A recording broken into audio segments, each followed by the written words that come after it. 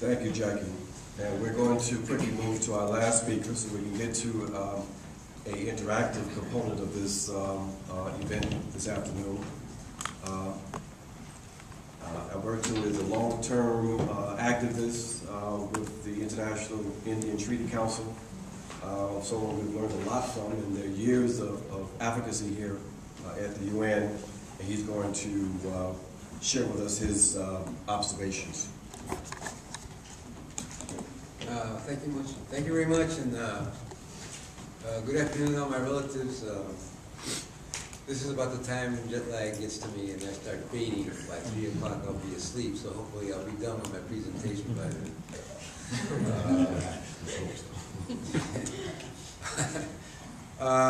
With regard to, I think this is a very good place for us to start. I really appreciate my sister's reference to the Declaration of the Rights of Indigenous Peoples, and it's been very gratifying working with the U.S. Human Rights Network that there's a greater understanding of indigenous rights, and I think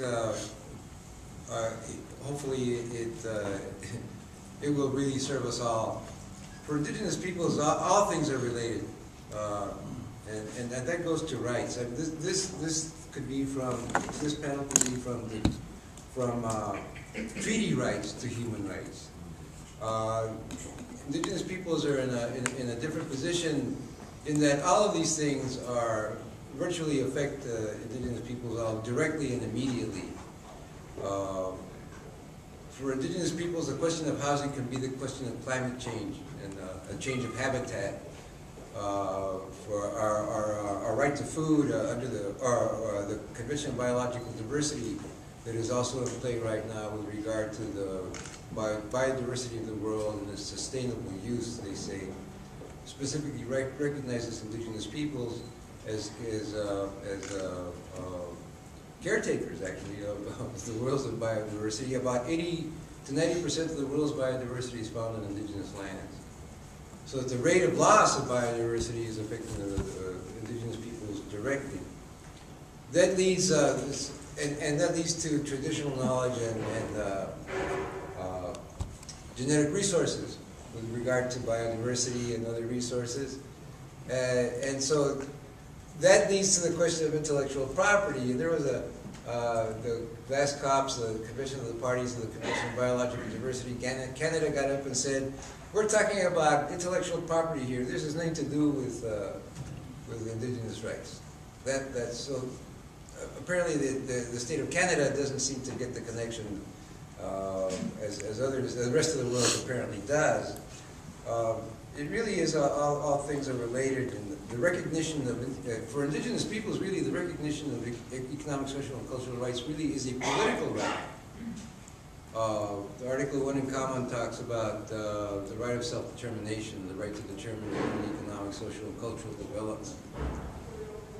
So that the economic and cultural development are very much a political right. And I think this all comes together in the CERD. I think our sister really said some very revealing comments. That when we did this, our CERD parallel report was about 90 pages long, because it does cover the gamut of all civil, political, economic, social, and cultural rights. And we got into some statistics. First of all, we got into the lack of statistics. That with regard to indigenous peoples, there is no disaggregation, very little disaggregated data. She mentioned the rate of indigenous peoples subject to the death penalty as being very high. I didn't know that. I never found that data. And in California, at least, people on death row are classified as white, Hispanic, black, and other. And we're other. Well, we did a head count of Indians in prison, and we found out that about 10% of the Indians in death row in California are Indians, but the state of California keeps no data. I'm working with a prisoner right now who it took him 15 years, actually. He's got a lot of time, but 15 years is quite a while to be recognized as an Indian. We also have problems with regard to spiritual practice of indigenous peoples in prisons, which is an issue that we hope some states will raise within this UPR.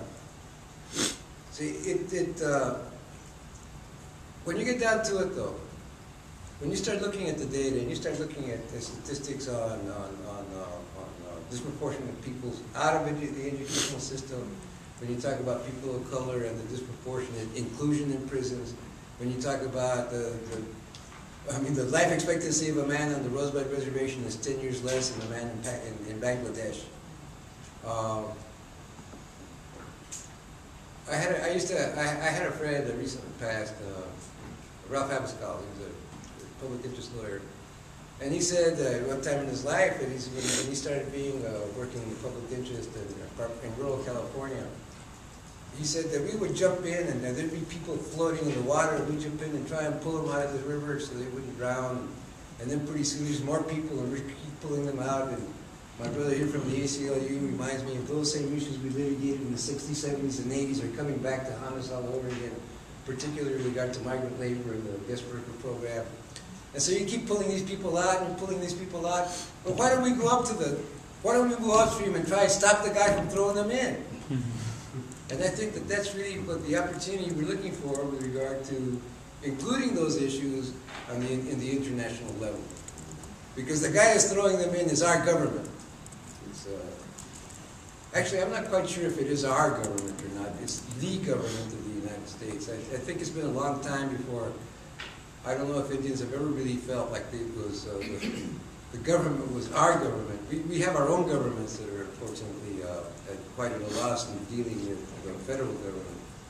But I think it's important to note that the international arena does provide us a forum where we can hold that government accountable.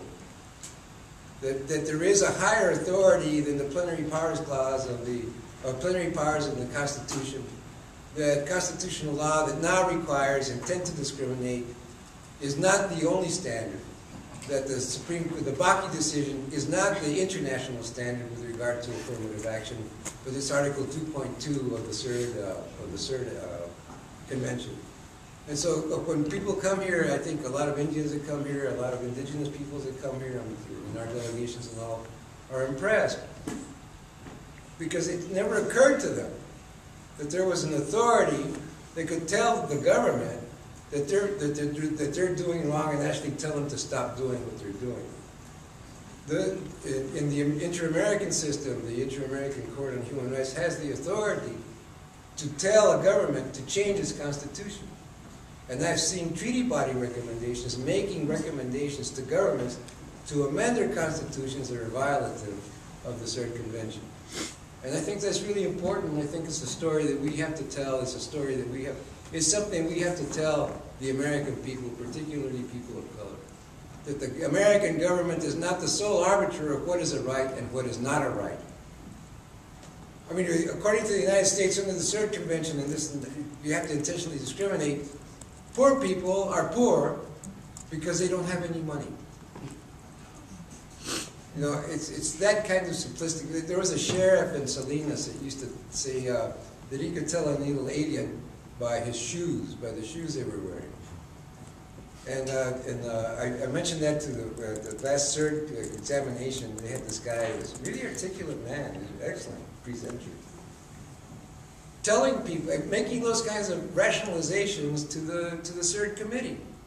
We don't intend to discriminate. They don't go to school because they don't qualify. Or I forget the kinds of rationalizations he was doing, but it was really as simplistic as they're poor because they don't have any money.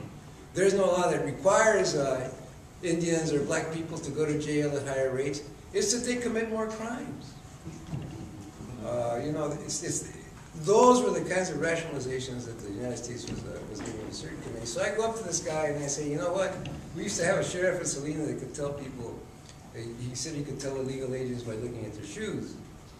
And the guy laughed, he said, yeah. And I said, yeah. I said, according to you, that's shoe discrimination. But that's the way the American government rationalizes what they do. And I think it's really time to take a look at what we're doing here. And to take a look at a system that marginalizes, and it's not just recent, that marginalizes people of color and has done it throughout its history. And not only has done it throughout its history, but it's done it in the name of God.